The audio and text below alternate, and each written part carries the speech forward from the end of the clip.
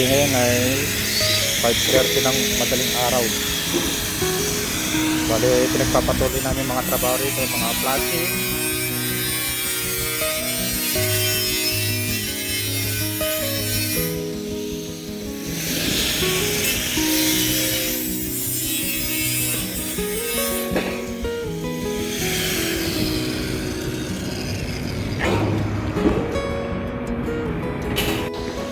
So, hindi, time check natin ngayon ay 12:30 ng tanghali.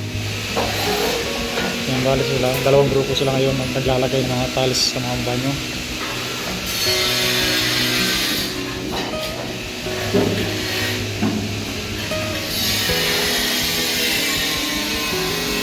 Halo, pakil kelas?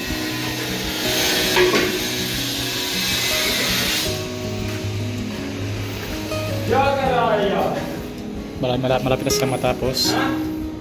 Ito tapos na to. Tapos na to. Bali mamayang tanghali, alas 3 ng hapon. I-waterproof po ito. Pati ito. Ito lang yung balanse ito. Ito. Saka yung dito.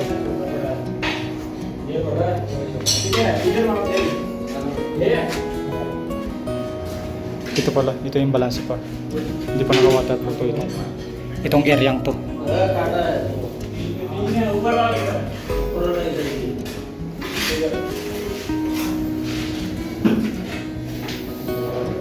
Once na matapos nila yung mga nasa loob, ito yung isusunod nila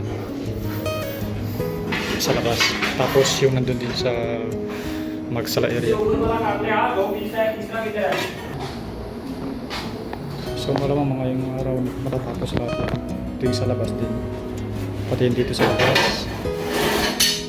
Maliban dun sa dulong yun. Kasi waterproof pa yung balanse dun sa baba.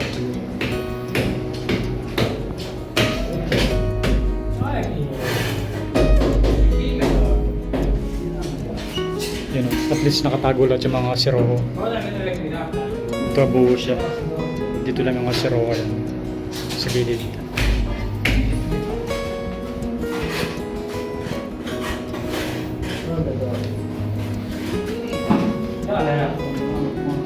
Bali ito makikita nyo rito, medyo mababaw siya rito. Maglagay nyo itong size nito, tapos palalagyan pa ng simento sa baba para maging pantay siya. Lahat yan.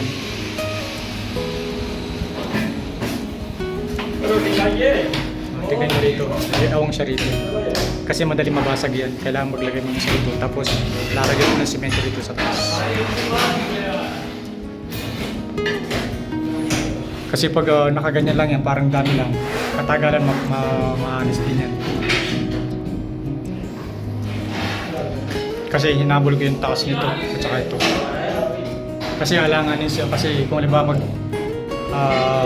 magsisiro ka ng mga 8 cm o kaya 7 cm, pangit naman.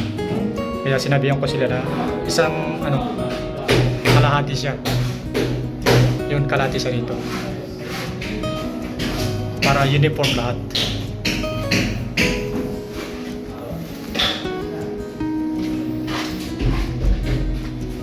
Yeah. Hindi ko na siya pinabuo dito kasi hanggang dito lang yung pader natin.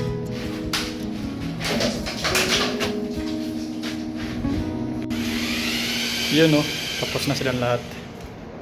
Yan.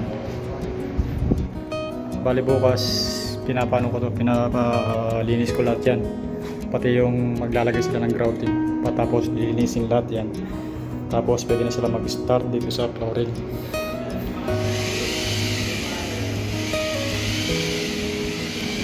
Ito na dahil pina-stop ko na to dahil may waterproof akong trabaho rito, pati rito, para di makalimutan, para bukas tatakpan na lahat ng tiles yan. Yan, kakauwi lang nilang mga gumawa.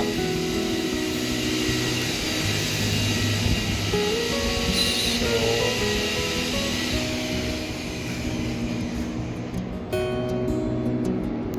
dito papatabas ko ito. Ito kapantay nito. Kasi mataas yung isa, mababa yung iba.